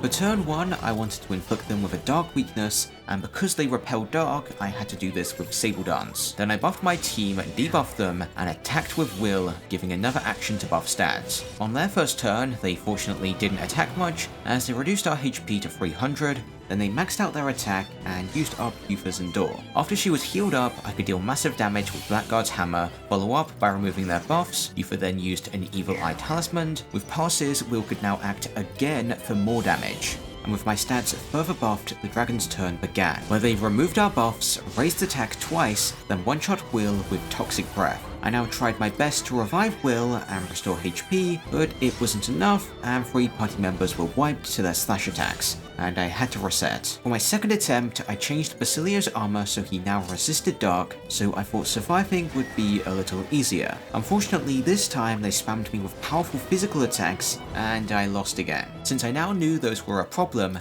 I came prepared with the Mage Knight's mask to repel their attacks back with Tetrakarn. On this try, I was a little luckier than my first attempt and activated Victory Foresight, allowing me to fire off multiple powerful attacks with both Will and Basilio. Then they decided to kill Juna, who I easily revived. Then they decided to curse our team and activate Yufa's Endure. I now killed the curse with MP recovery items, then expected that 2 more attacks would give me the kill, but I was wrong. My team now got devastated by Toxic Breath, and the next tail swipe would have killed my 2 survivors if they didn't dodge and have a Tetrakarn effect. Now with one final Royal Slash, they were defeated, and we picked up some powerful armor. Next, I headed over to the Forsaken Tower to fight the Devourer of Nations. Here, I didn't exactly understand his gimmick, which is if any one of your party members repels anything, the dragon uses Great Dragon Shriek to max out their turns, which just resulted in them killing me. After like 30 minutes, I realized the problem was a piece of equipment on Yufa, and with that removed, I could now actually survive their attacks, which were honestly much weaker than the last dragon. With the usual buffs and debuffs and continuous use of the Blackguard's hammer and wanton destruction, I had solid damage and survival. The issue now was rarely they could use an AoE ice attack which could kill Yufa, but on this attempt she dodged, and since they didn't do this again, there was no chance my team could die, so eventually Basilio defeated them, and now there was only one dragon remaining, which is the easiest of all three of them now, as I have access to equipment, so all my party members will take 0 damage from their fire attacks. So I didn't really take any damage from this fight, and for their bewitching blaze to charm everyone, I had equipment to make some of my team immune,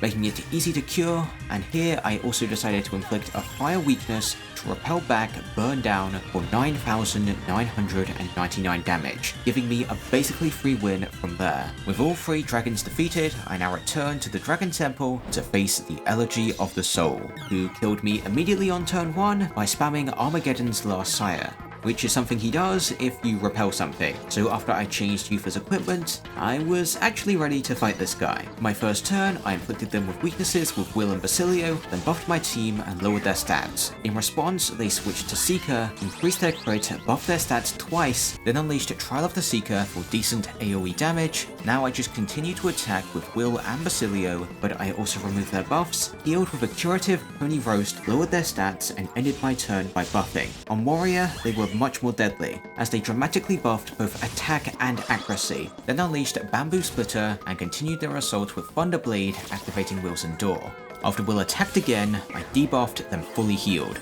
On Night, the Elegy of Soul increased their defense and used various hammer skills to inflict our team with weaknesses. Now, Yufa buffed our team, then Will restored MP, and after I healed and lowered their stats again, on Thief, Elegy of the Soul made himself immune to physical attacks, then inflicted us with Rage, and also one-shot Yufa with Hazy Moon Nightblade. Fortunately, Victory Foresight activated here, so Juna's Rage didn't mess me up. I now dealt some decent damage, giving Will a turn to revive Yufa, who could cure Juna's anxiety.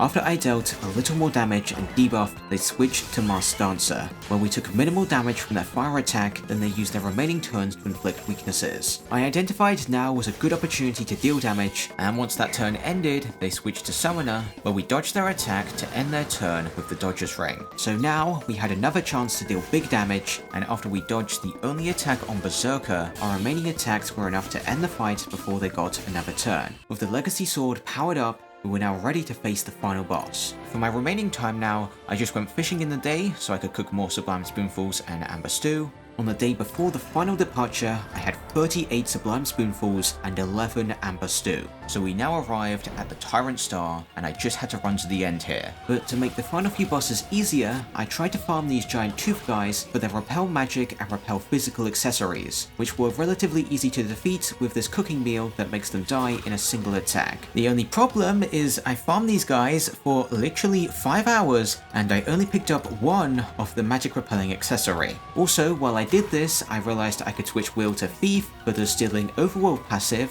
and this would technically allow me to steal an infinite number of health incense. So everyone could technically max out HP if I felt like doing that, which I didn't because I farmed these guys for a long time and I just wanted to end this run.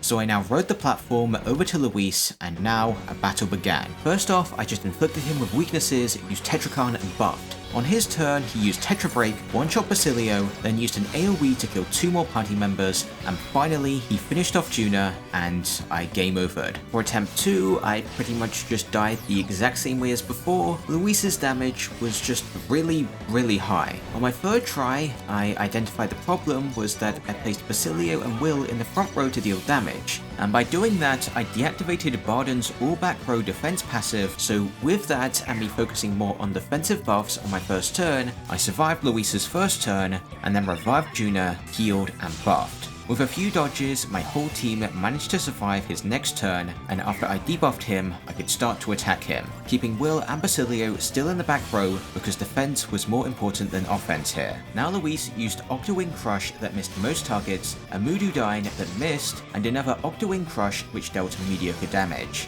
On this turn, I moved Will forward, then used Blackguard's hammer, then I healed, and Basilio moved forward and attacked. then Yufa recovered our MP, and on Will's second turn, he moved back and attacked, and I did the same with Basilio. After ending my turn by buffing, Luis got a turn again and did very little because of those buffs, so I was free to do exactly what I did last turn again for this turn. Now Luis crit Juna, missed a single target attack, and prepared for a big attack with Anxiety Convergence, which I easily prevented with an attack from Will and Basilio. From this point onward, I pretty much could just repeat what I was doing on the previous turns, because his damage wasn't enough to kill me now. In 4 turns, Basilio landed a killing blow, and we moved on to the Moor fight. This fight is usually extremely easy, but in this run, it's extremely difficult because Will's damage is very bad and Moor's damage is very high. So I was forced to play defensive and buff on like every turn, and when Will was close to death, I had to heal. But ultimately, this wasn't enough, and eventually Moor just killed Will with a fire attack. So I now changed Will's equipment to a piece that nulls fire. So now, on my first turn, I could buff while Moor buffs, and use the Seeker Gale, then Will could buff again and null the fire attack.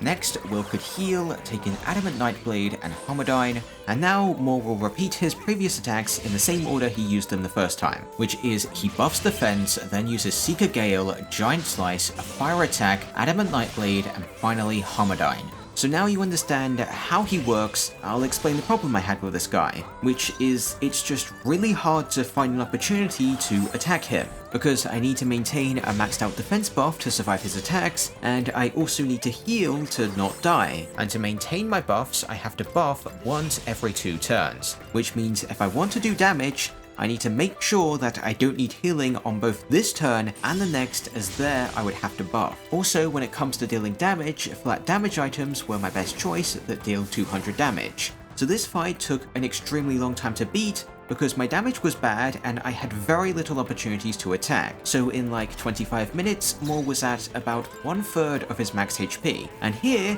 he crit me and I lost. I now experimented a little with the Faker archetype and Faker's roguery to gain more opportunities to attack, which didn't go well, but what did go well is changing Will's accessory with the Regeneration Bell, which allows him to restore 21 HP per turn.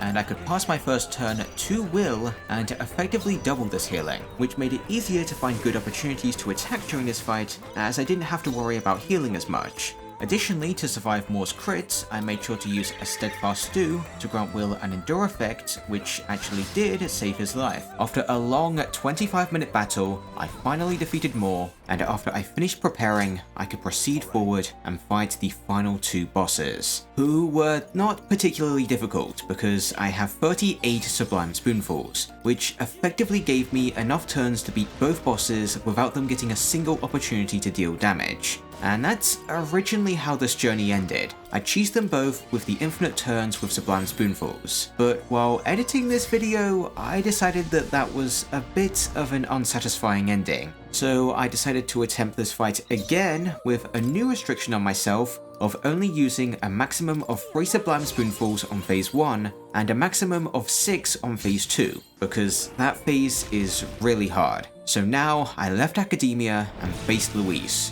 At the start of the fight, I kept both Will and Basilio in the back row and inflicted Luis with weaknesses, while Juna buffed the team and Yufa charged everyone with an Amber Stew. Luis then raised the chance to inflict anxiety, then he removed his debuffs that did nothing, used Homodyne on Juna, next he targeted Juna again and she only just survived because of Endure. After ending turn with New Dawn's Sacrifice, I used Blackguard's Hammer, buffed with an item, used an AoE with Basilio, fully buffed my team with Yufa, then used another Blackguard's Hammer. With Juna's HP healed and Will's MP restored, Luis acted once again, doing very similar actions to his first turn, as the left head always uses some sort of buff and debuff related skill, then the right head uses a magic skill, the center head follows up with a physical attack, and their turn ends with New Dawn's Sacrifice. Here I now decided was a great time to use a Sublime Spoonful to give me the turns to charge my team and deal heavy damage with charged attacks thanks to the Amber Stew. Now, Luis didn't actually do that much because he used an AoE magic attack that was repelled by Yufa's accessory. On this turn, with my usual attacks and buffs, I defeated the center head and they used AoE magic again, so I ended their turn early. From this point onward, the fight felt like it was impossible to lose. I could easily heal off the small amount of damage they dealt, and I was consistently ending their turn before they used New Dawn Sacrifice thanks to Yufa. So I had no problems taking out the right head, but the remaining head, for some reason, wasn't affected by my weakness inflicting abilities, so I actually struggled to deal much damage to them, which ultimately resulted in them using the sacrifices to buff, which initially I thought wouldn't be a problem, but after they did that again, they just wiped my whole team with a new attack, Great Reset. Next try, I actually made a mistake early on in the fight, and pretty much just mashed buttons to die as quickly as possible. But accidentally, while I did this, I uncovered a cheese strategy to beat this guy with minimal effort, as they will now always start the turn using a magic attack that Yufa will repel, and next turn, the exact same thing will happen. So now, Yufa will never actually take damage, so I'm free to attack them with magic and items until they're low on HP. Then I could just use my Sublime Spoonfuls to revive my team and easily land the killing blow, moving me on to Luis's second phase. That's significantly harder than the first, since I'm fighting him at full power because I haven't defeated any of the optional bosses before the first Luis fight. On my first turn, I pretty much did the usual, inflict weaknesses, buff, and debuff. Luis started his turn by using high pressure to reduce our number of actions down to 1, then he increased his chance to inflict anxiety. Next, he removed his debuffs, inflicted Daze on Juna, used a focus shot on Yufa, then his turn ended with Thunderfang that was repelled. This turn here is really difficult because I only have one action, so I decided to use a Sublime Spoonful, allowing me to cure Juna, heal up my team, further buff my team, and finally debuff him, which he immediately removed. Then used a wind attack on Juna and crit her with Temper Shot. Because of anxiety, the repelled AoE ice attack didn't end his turn, and he continued with Terror Overflowing, which I don't know what it does. Once my buffs were removed, he inflicted Forget on Will, then crit Yufa, and used his final action to kill Will and drop Basilio to very low HP. The only way to recover from here was to use a Sublime Spoonful to revive everyone and heal. Since Luis had no debuffs and my team had no buffs, Luis used Debilitate into an AoE Almighty attack, which is by far his strongest move. After critting Basilio with a slam, my fantasy was dead to another Ice AoE. And I had to beat the first phase again, which isn't really that bad. But the second phase was really hard, and on Luis's first turn, he almost wiped my entire party. And again, because of high pressure that he always uses on his first turn, I had to use a Sublime Spoonful to recover, but it wasn't enough and 3 party members died, and I just gave up and let him wipe my team by killing Yufa. From the last 2 fights, I pretty much realized I needed the Repel All Physical Attacks accessory to end his turn as soon as possible. So I reloaded a save and they literally dropped the item after like 5 minutes of grinding that I gave to Juna. With Sublime Spoonfuls, making it back to the final bosses wasn't too hard, and before I fought them again, I inherited Faker's roguery to everyone on my team, as sometimes, like when Luis uses high pressure, its extra turns was the only way to shift momentum back in my favor. Anyway, next time my team changes were effective, and I repelled a physical AoE to immediately end his turn. Now, I had a good opportunity to strike with Will and Basilio, and I used my additional turns to support the team by restoring MP, setting up an Endure effect and debuffing Luis. And making sure Luis is debuffed going into his turn is very important, because if he is debuffed, he always removes his debuffs, and if he has no debuffs, he cleanses my buffs, which are usually stacked up to rank 3, so it's better for my survivability if he just removes his debuffs. Anyway, this turn he used high pressure, then various other attacks that didn't result in a kill thanks to Yufa repelling the Emerald Vortex. Now, I was pretty lucky and Victory Foresight activated. Since my team was fully buffed, I decided now was the perfect time to strike. As I used a Sublime Spoonful, buffed my team, debuffed Luis, and dealt some decent damage with Blackguard's Hammer and Wanton Destruction. Juna was now instantly killed by a Tribe Condemned, so I was now vulnerable to AoE physical attacks. Once Luis's debuffs were removed, he used one of his most annoying attacks that's Almighty and has a high chance to inflict anxiety, giving Luis a free turn with Temper Shot. Luckily, I managed to end his turn before he wiped my team thanks to Yufa. Again, in order to recover, I had to use a Sublime Spoonful, but it wasn't enough, and I died in like 3 turns without coming close to winning. In my next 3 hours of attempts, I pretty much figured out that this fight was mostly just RNG, as if they used the wrong attacks on the wrong targets, or even just crit me, I'd pretty much just get stuck in a loop where I have to heal and debuff and have no opportunities to deal any damage. but I still didn't give up, and now I actually had a strategy that would allow me to win. So for my first turn, I did the same as before, and because I got unlucky, Will ended up going down. I didn't want to use a Sublime Spoonful here, as in order to win, I planned to use all 6 Sublime Spoonfuls when I was fully buffed to deal as much damage as I could. So instead, now was a great time to take a gamble and go for Faker's Roguery, giving me 3 turns so I could heal, buff, and debuff. In response, they inflicted Will with Forget and ended their turn with a physical AoE. So I killed the Forget, healed, got some free damage in because of implanted weaknesses, debuffed, and ended turn with some buffs. After easily surviving Luis's next turn, I had a really good opportunity to deal some big damage, heal Forget, MP, and HP, and then debuff. Because of high pressure, his next turn was scary. Fortunately, I got lucky and he just got repelled, but I couldn't heal here and chose to go for a debuff. Now he picked Yufa for an instant kill, but it didn't matter because he killed her before his next turn. What's really annoying about a Tribe Condemned is if the target is Juna or Yufa, it removes one of my team's repels. So I had a pretty low chance to end his turn early, and I risked getting overwhelmed, which is another reason why this fight is so hard. After Will died, I had to revive Yufa and took a 70% gamble with Faker's Roguery, and it didn't help.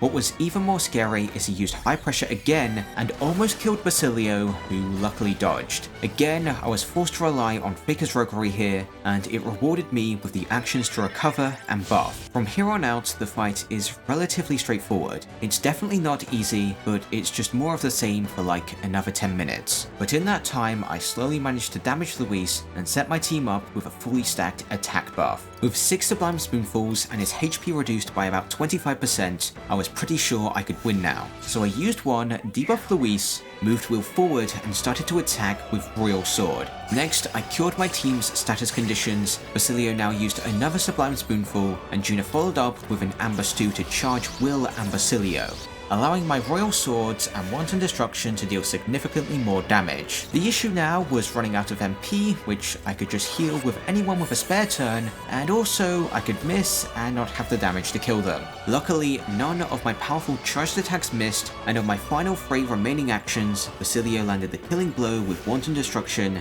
and I beat the game without gaining EXP or A-EXP.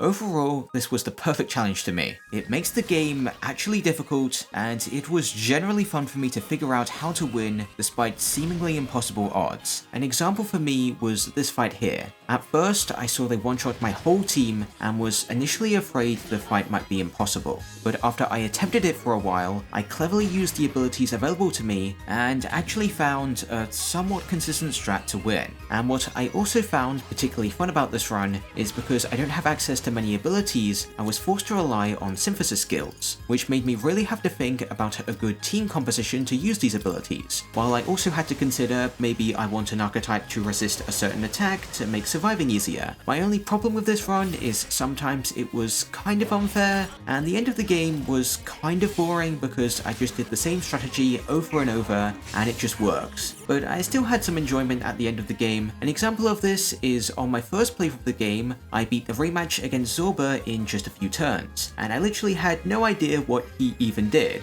But this time, I couldn't kill him that quickly, and I actually had to engage with the fight and have some fun figuring it out. Ultimately, I really enjoyed this challenge, and if you did too, I'd appreciate it if you liked the video and maybe subscribed if you want to see more. Anyway, have a good day, bye.